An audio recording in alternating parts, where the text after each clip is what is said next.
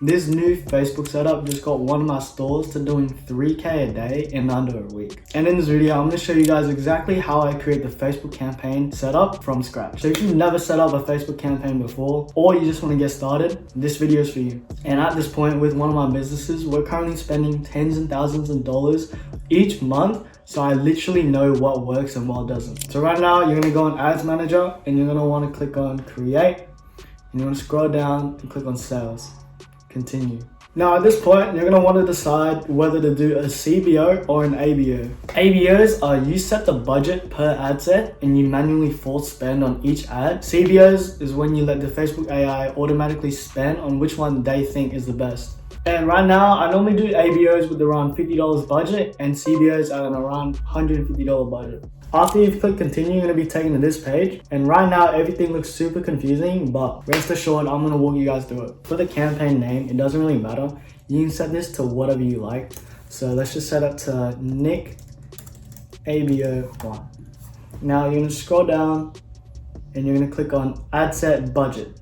Ad set budget, like I said, is when you manually force spend and give each ad set spending. You would select campaign budget if you wanted to do an ASC or a CBO, but for the sake of this video, we're just going to do an ABO. Once you click on ad set budget, you're going to scroll down, click on next. Normally, you'd want to test around 5 to 7 ads in one ABO. The reason why we test in both is because both have their advantages. ABOs is when you have high conviction on an ad and you don't want to rely on the AI, because sometimes the AI could be wrong and you just want to see for yourself which ad performs the best. CBOs would be more used when you want to rely on the AI to distribute spending to each one of your ads. That's also when you want to minimize spend as well, and when you're testing a large amount of ads. That's just a quick explanation of what both each. Anyways, back to this. You're going to name this ad set 1. You can scroll down, select website, you maximize number of conversions, make sure that is. You're gonna click on create pixel, name your pixel, you're gonna select that pixel that you just created. Under this, keep on scrolling down. So for budget and schedule, I'd always want to do $50 for an ABO, and we're gonna schedule this for tomorrow at 12 a.m. We're gonna scroll down. And for audience, we normally test in the big 4, being Australia, United States, United Kingdom, and Canada. So we're just gonna quickly input those now. We're gonna do Canada, United Kingdom, United States. Alright, that's all you're targeting for now. You're gonna scroll down, and that's pretty much it. Click on next, and now this is where you put in your ads. So we're gonna put in, name is ad 1. I'm gonna scroll down. I'm gonna scroll down. So for ad setup, you're gonna wanna choose on manual upload and single image or video. You're gonna scroll down. Website URL is where you want to redirect the customers. You wanna redirect them to your product page, obviously, right? So you don't wanna redirect them to your homepage, not the collections page, your product page, because you want to minimize the steps customers actually take to buy your product. So now I'm going to keep scrolling down. Add creative. This is where you set up your creative. So you click on setup, video ad. You're going to skip this. Click on text. And this is where you're going to upload your text. You're going to upload your ad copies, your headlines, and your description. Honestly, I just ChatGPT this. So for example, I'll go on to ChatGPT, tell ChatGPT what my product is, and say, ChatGPT, write me 3 ad copies, 3 headlines, and 1 description for this product. After you've done your primary text, let's just do primary text 1. Okay, this is how your ad copy should look like. You should have 3 primary texts, 3 headlines, and 1 description. And you want your call to action to be shop now, because obviously you want customers to shop now. Click on next. This is where you upload your media. So this is where you upload your creative. And normally you just click next and you'll be done. After you've uploaded your ad, scroll down, click on publish, and boom, you're done.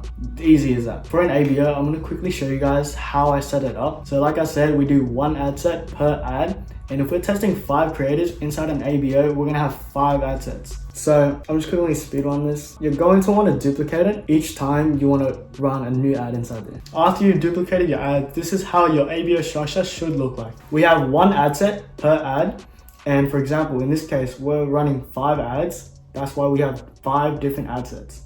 And to quickly duplicate it, you click on the ad set, click on the 3 dots, click on duplicate, and duplicate. Now you just rename it, rename the actual ad and upload a new ad, obviously. This is how you would structure an ABO. If you wanted to do a CBO, we would have one ad set and multiple ads inside the ad set. Getting to the actual creators and ad making, you want to test with UGC ads. And essentially what these are people showing their faces and showing the product. These are statistically the most trustworthy and highest performing ads on Facebook right now. Good job. Now you just launch your first ad campaign. Let's say hypothetically in this situation you launch an ABO, right? You would want to leave it running for around 2 to 3 days for the initial testing period.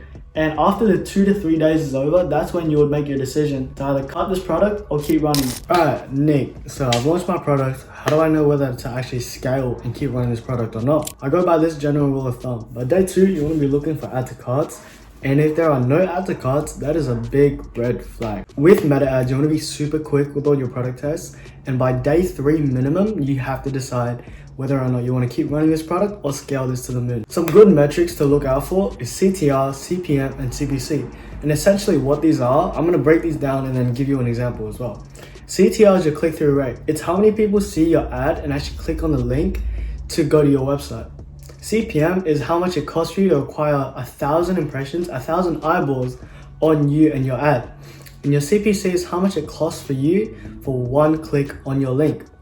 These all tell you how good your creators are. And if you know anything about Facebook, creators are the only thing that matters. You can sell absolutely any product if you wanted, if the ads were good. That's why in Wolf of Wall Street, Leonardo DiCaprio is like, sell me this pen. Sell me this pen. Essentially what Leonardo DiCaprio is trying to say is if you can market that pen really well, he's probably gonna buy it. And that's where that famous saying comes from. Now, how do you actually read these metrics? A good percentage for a CTR would be anywhere from 3% and above. CPM would range from around $40 to $50, and a good CPC would be around under $2. Now I'm gonna give you all an example.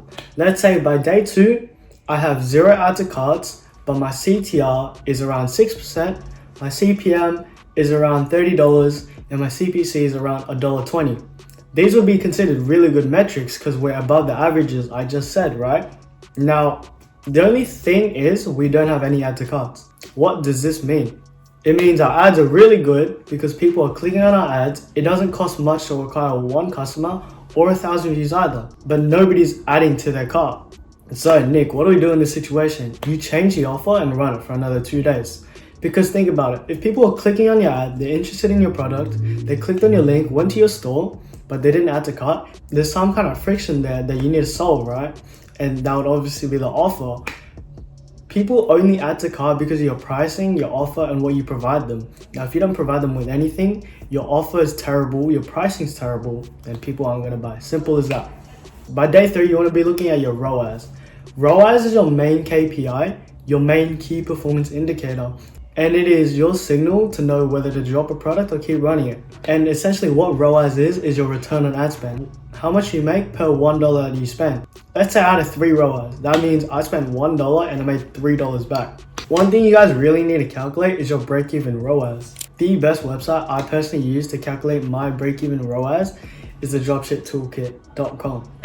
And essentially it's very straightforward. You see your COGS and you see your selling price. For your COGS, it's how much your product costs. Let's say my product costs around $10, I'm just giving $10, and essentially you want a 4 to 5x markup, right?